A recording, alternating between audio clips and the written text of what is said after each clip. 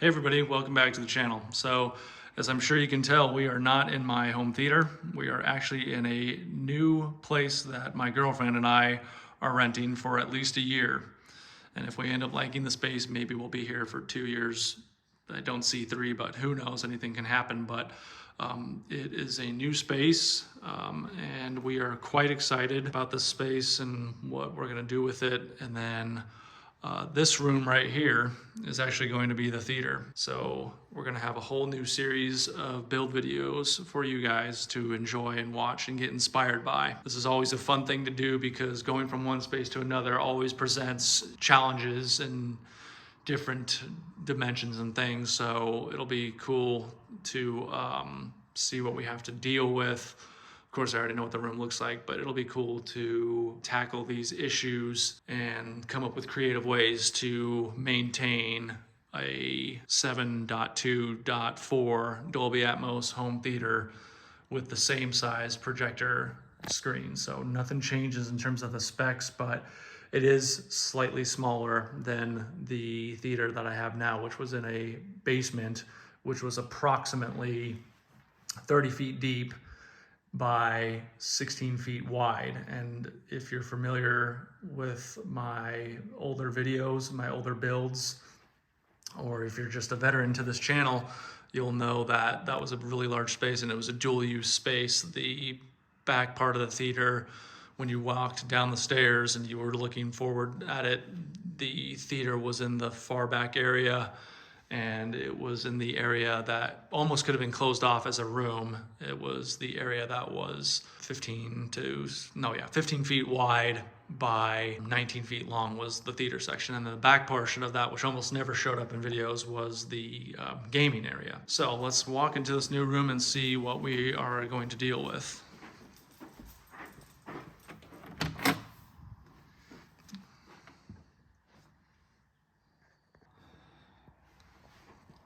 Okay, so as you walk in the door, this is what you see.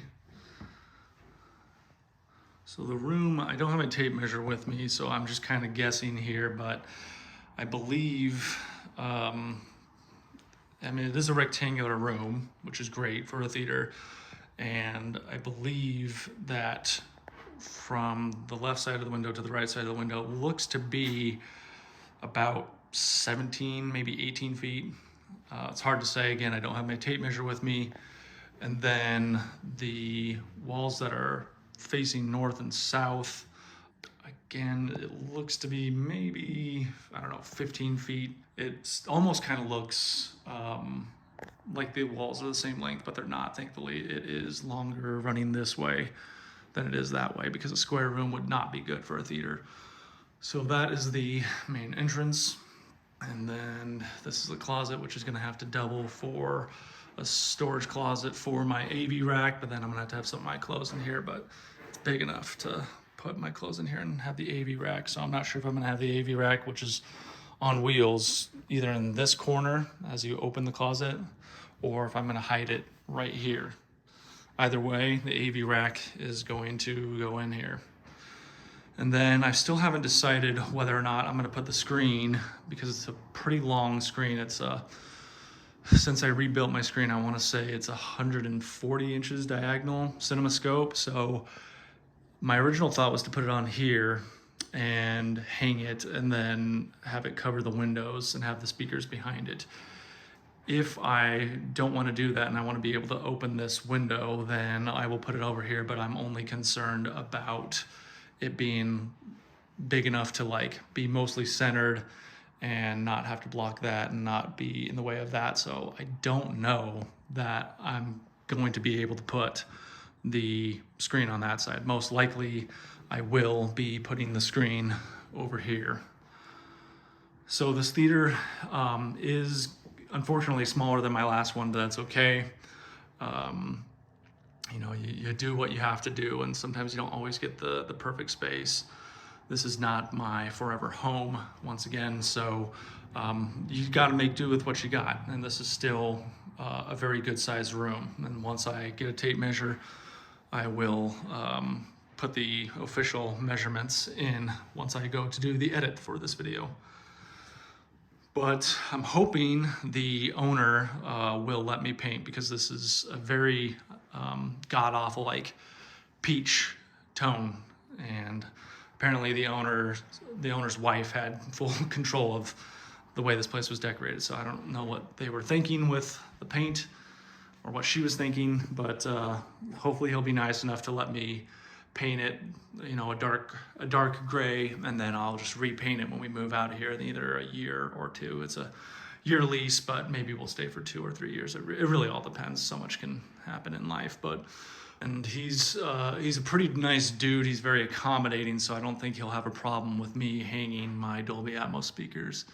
If not, then I'm gonna have to go to the bouncy house type, which I don't want to do, or get creative and find a different way to mount my Dolby Atmos speakers up there if he won't let me drill in. But I'm pretty sure I can convince him, because he's a guy who stores and fixes up cars, and we seem to get along in that regards of the fact that we're both DIY, do-it-yourself type dudes. So I think I can convince him to let me hang them and let me paint this room, I hope. But because of the size of this room, we're only going to have 1 row of seating, unfortunately. I'll be able to get enough leather couches that are currently in my theater right now in here to sit at least 4 or 5 people, but definitely not going to be able to do 2 rows in here, unfortunately, but that's okay.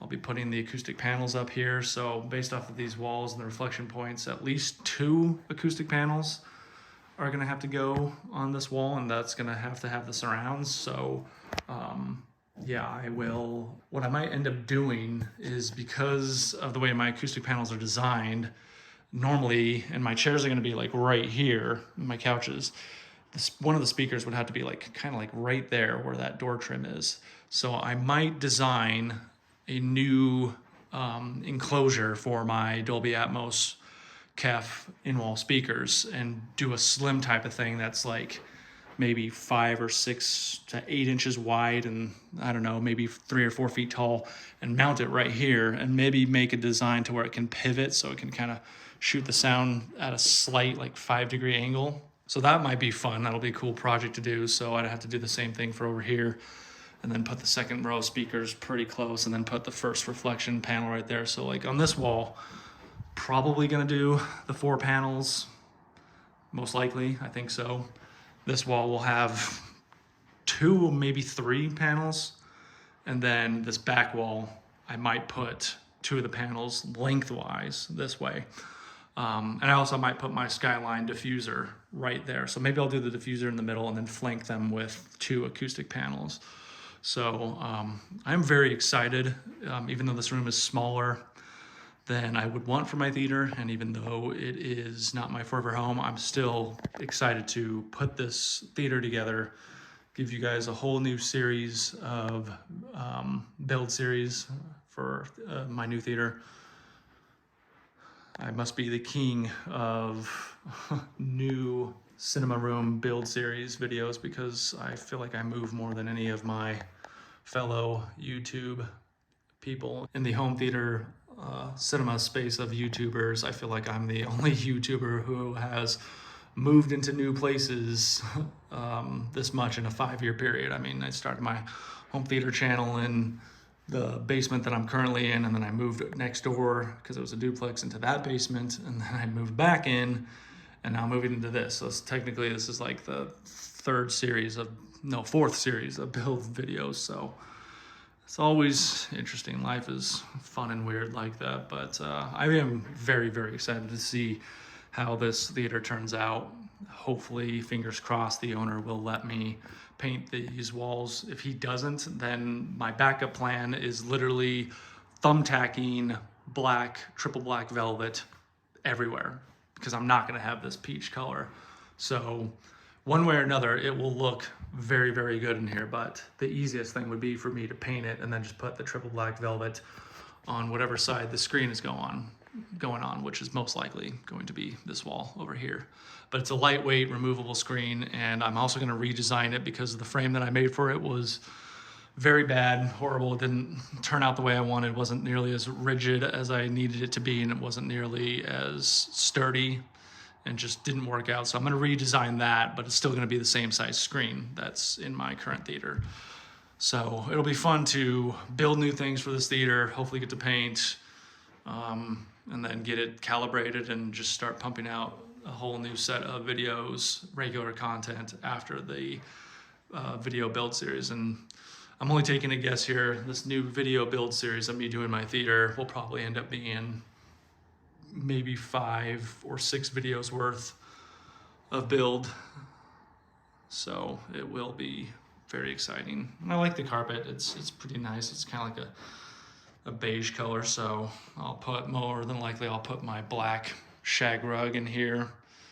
But yeah, it's gonna look really good, and I'm super excited to see what becomes of this space and how it ends up sounding and looking, and putting out new content for you guys to enjoy. So yeah, if you guys are new to this channel, my name is Caleb and I am the home cinema engineer. And if you have not yet subscribed, I would very much appreciate it if you could hit the subscribe button for me. Help me get to that 5,000 subscriber mark.